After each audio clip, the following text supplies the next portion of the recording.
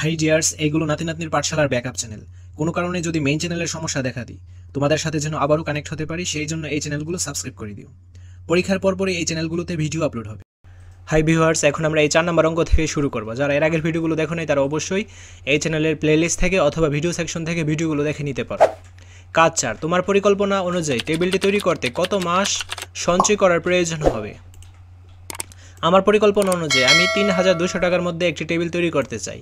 তাই প্রথম মাসে 3 টাকা এবং পরবর্তী মাসসমূহে উপরিক্ত শর্ত মোতাবেক সঞ্চয় করলে যত মাস সঞ্চয় করতে হবে তাহা নিচে উপস্থাপন করা হলো। প্রথম মাসে 3 টাকা, দ্বিতীয় মাসে 3-এর পর 3 গুণ হবে 9 টাকা, তৃতীয় মাসে হবে 9 টাকা, তারপর আরও 3 গুণ 27 টাকা, চতুর্থ মাসে হবে 27 গুণ 3 টাকা 81 টাকা। এইভাবে পঞ্চম মাসে হবে চতুর্থ মাসে যে টাকা তার উপর আবার 3 গুণ 243 টাকা।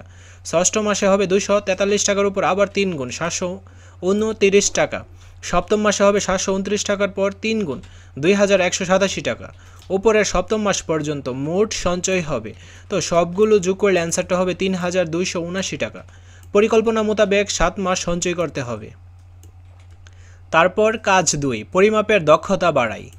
দলগত কাজের নির্দেশনা, এটা হচ্ছে দলগত কাজ। কাগজ কেটে একটি ত্রিমাত্রিক মডেল তৈরি করতে হবে, যার দৈর্ঘ্য, প্রস্থ, উচ্চতা সমান থাকবে। দলগতভাবে কাজটি পরিকল্পনা করো এবং সবাই মিলে মডেলটি তৈরি করো। চলো এখন আমরা এর অ্যান্সারটা দেখে নিই।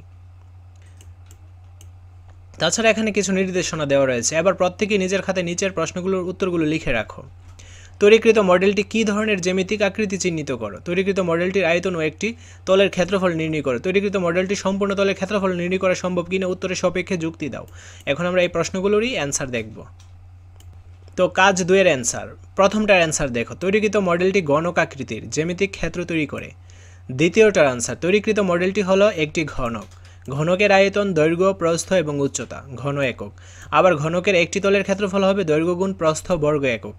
3 নম্বর প্রশ্নের অ্যান্সার, তৈরিকৃত মডেলটি হলো ঘনক।